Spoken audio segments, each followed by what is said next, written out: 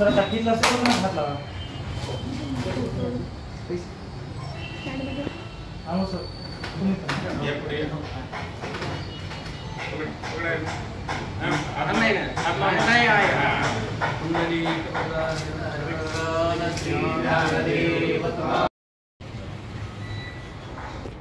Sir थोडं खाली बघते का चष्मा रिपीट होतोय.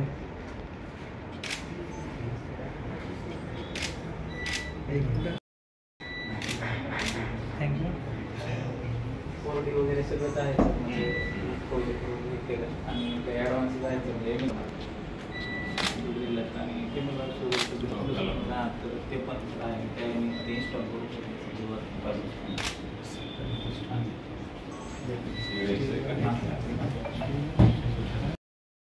पोर्टेबल त्याचे म्हणजे आपण NICU मध्ये काढू शकणार आणि DR सिस्टम घेतो सर म्हणजे तिथेच एक लॅपटॉप जर हे केलं तर NICU मध्ये पाहता येईल असं.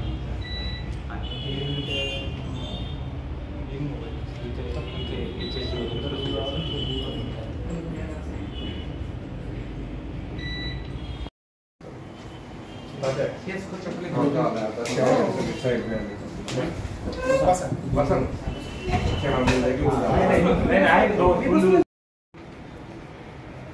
पुढे येतात पुढे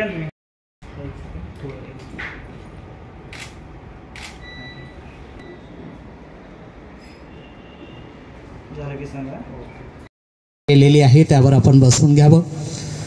या सेंटरला शुभेच्छा देण्यासाठी हरिभक्त परायण श्री महादेव महाराज चाकरवाडीकर यांचं आगमन झालेलं आहे.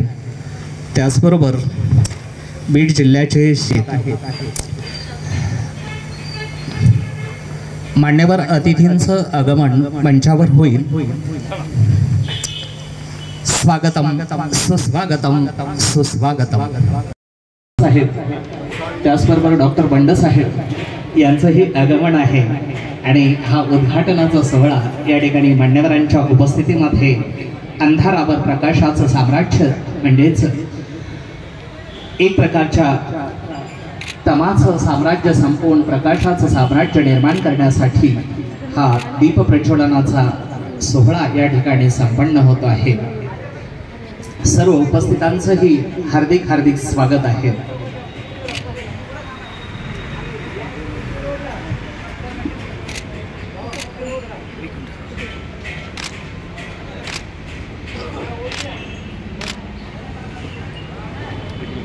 वक्रतुंड महाकाय सूर्यकोटि समप्रभ निर्विघ्नं कुरु मे देव सर्व कार्येषु सर्वदा.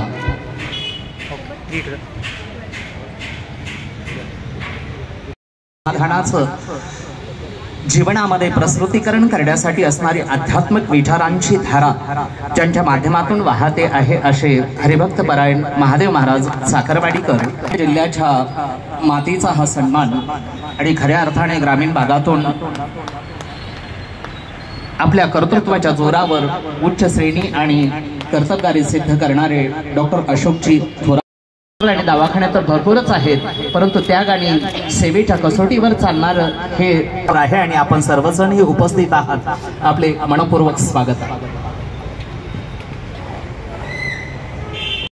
कुठला असू शकत नाही आणि आपल्याला जन्म देणाऱ्या आईचा जन्म ज्या दिवशी झाला त्याच्यापेक्षा तर मोठं मुहूर्त कुठला असू शकत नाही. म्हणून डॉक्टर अमोलनी आपल्या आईच्या वाढदिवसाच्या निमित्तानं हे सोनोग्राफी सेंटरचं उद्घाटन केलेलं आहे. आईसाहेबांना मी सर्वप्रथम वाढदिवसाच्या मनापासून शुभेच्छा देतो आणि या सोनोग्राफी सेंटरचं उद्घाटन झालं असं जाहीर करतो.